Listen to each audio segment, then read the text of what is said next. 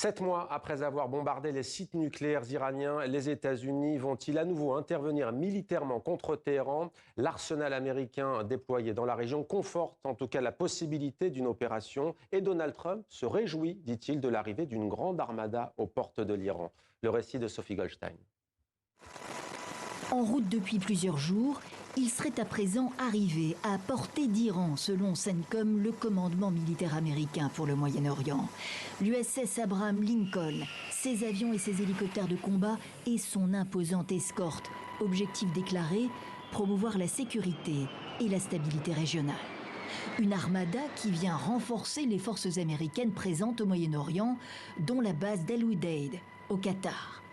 Intervenir ou pas en Iran, Donald Trump l'a promis aux Iraniens confrontés à une répression meurtrière du régime islamique. Mais il laisse depuis planer le doute. Une intervention n'est pas sans risque pour Washington comme pour ses alliés. Nous avons une flotte massive qui se dirige dans cette direction. Peut-être que nous n'aurons pas à l'utiliser, nous verrons bien.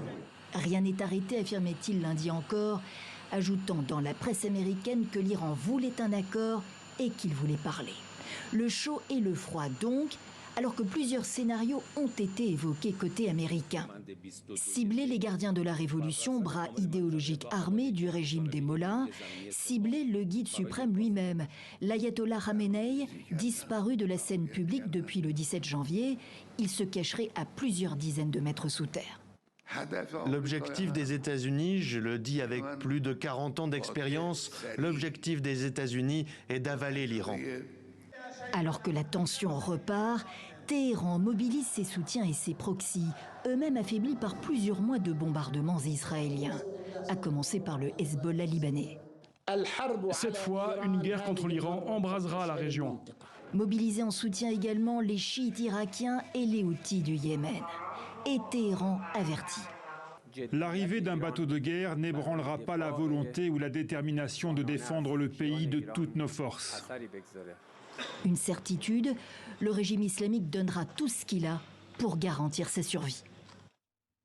Voilà pour ce point militaire, direction Téhéran, où nous attend notre correspondant Siavosh Ghazi. Bonsoir Siavosh. La question est simple, quelle est l'atmosphère ce soir dans la capitale iranienne? Écoutez, ici tout le monde est persuadé qu'il y aura de toute façon une attaque américaine, tôt ou tard, dans les prochains jours ou les prochaines semaines. Donc tout le monde s'attend à ce qu'il y ait donc des frappes de la part des États-Unis. Quelles seront les cibles choisies? Quelle sera l'ampleur d'une action américaine? Ça revient dans toutes les conversations. Beaucoup de monde est inquiet, mais donc d'une telle intervention, la possibilité d'une déstabilisation du pays, d'un chaos à travers le pays, alors que d'autres, par exemple parmi les manifestants de ces dernières semaines, espèrent une action américaine pour soutenir le mouvement de contestation qui s'est affaibli depuis 2 semaines puisqu'il n'y a pas eu de nouvelles manifestations. Signe de ces inquiétudes, la bourse de Téhéran est en chute libre depuis 4 jours, depuis le début de la semaine iranienne samedi dernier. Et aussi, le rial iranien a perdu 10% de sa valeur depuis 3 jours face au dollar et face à l'euro, ce qui montre qu'il y a beaucoup d'inquiétudes chez les Iraniens quant à une attaque américaine. Siavosh Ghazi en direct de Téhéran pour TV5 Monde. Merci beaucoup Siavosh pour toutes ces précisions.